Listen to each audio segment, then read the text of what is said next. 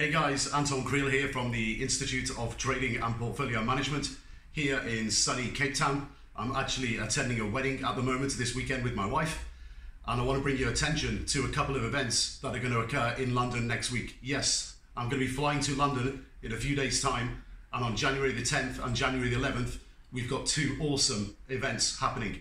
So first one, January 10th, BREXIT. We're going to do a seminar on Brexit and show you all the best trades and all the things that you need to be concentrating on in the next 3 months regarding Brexit in your trading accounts. That's going to be an amazing event.